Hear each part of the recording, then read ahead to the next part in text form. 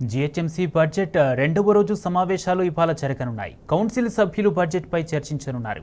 ఇక సభ్యులు ఇచ్చిన ప్రశ్నలపై సోమవారం సభలో చర్చ జరిగింది. జీహెచ్ఎంసీ అధికారుల అలసత్వంపై పార్టీలకు అతీతంగా గలమెత్తారు. మేయర్కు సమాచారం ఇవ్వకుండా జోనల్ స్థాయిలో సమావేశాలు ఎలా నిర్వహిస్తారని కమిషనర్ను ప్రశ్నించారు. అవినీతికి పాల్పడే అధికారులను వారి మాతృశాఖకు సరెండర్ చేయాలని, అడ్వర్టైజింగ్లో జరుగుతున్న అవకతవకలపై పూర్తి స్థాయిలో విచారణ జరపాలని మేయర్ గద్వాల్ విజయలక్ష్మి ఆదేశించారు.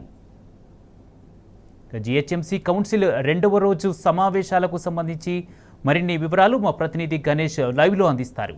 గణేష్.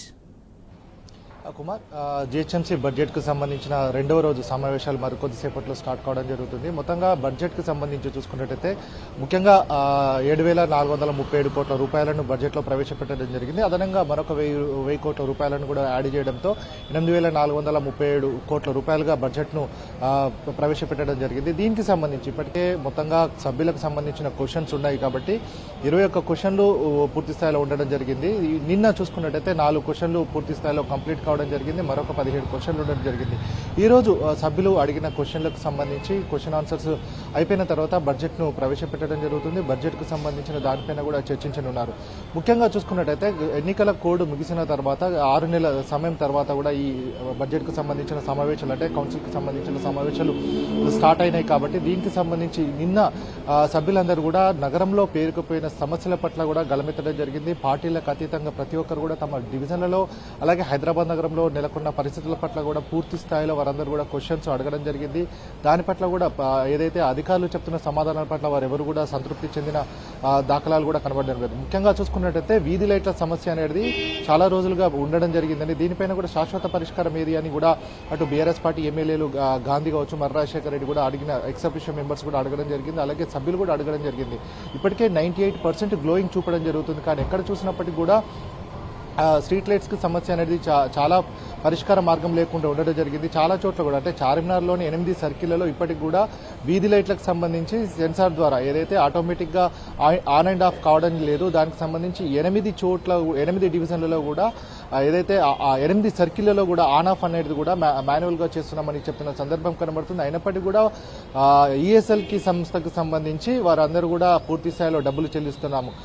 ఏదైతే గ్లోయింగ్ కెపాసిటీ లేనప్పటికీ కూడా 98% గ్లోయింగ్ కెపాసిటీ ఉంటేనే డబ్బులు చెల్లించాల్సి ఉంటుంది. కానీ 92% చూపించేసి వారికి బిల్లులు ఎలా చెల్లిస్తున్నారని కూడా సభ్యులు దానిపైన క్వశ్చన్స్ అడగడం జరిగింది. దానికి సంబంధించి ఏసీ శ్రీనివాస్ నుంచి కూడా ఎలాంటి సంబంధం లేదు, ఎలాంటి అంటే అర్థపూరితమైన సమాచారం మాత్రం రాలేదు. దీనిపైన కూడా పూర్తి స్థాయిలో విచారణ చేపట్టాలని కూడా కౌన్సిల్లో సభ్యులు అడిగిన ప్రశ్నకు మేయర్ కూడా ఆమోదం తెలపడం జరిగింది. దీనిపైన కూడా ఒక హౌస్ కమిటీని వేయాలని చెప్పిన సందర్భం. అలాగే కొత్త ప్రభుత్వం ఏర్పడడం, అలాగే ఇప్పటి వరకు కూడా శాఖకు సంబంధించి మంత్రి లేకపోవడం కావచ్చు, ఇన్ఛార్జి మంత్రికి దీనిపైన కూడా అవగాహన లేకపోవడంతో అధికారులు ఆడిందే ఆట పాడిందే పాటగా తయారైంది. ఏ చౌరస్తాలో చూసినా కూడా ఎక్కడ చూసినా కూడా చెత్తనే దర్శనమిస్తుంది. ఇప్పటి దీనికి సంబంధించి కూడా ఎట్లాంటి పరిస్థితులు నెలకొని ఉన్నాయనేది కూడా నగరంలో రోజు తిరుగుతున్న వారికి ప్రతినిత్యం కనబడేదే సమస్య.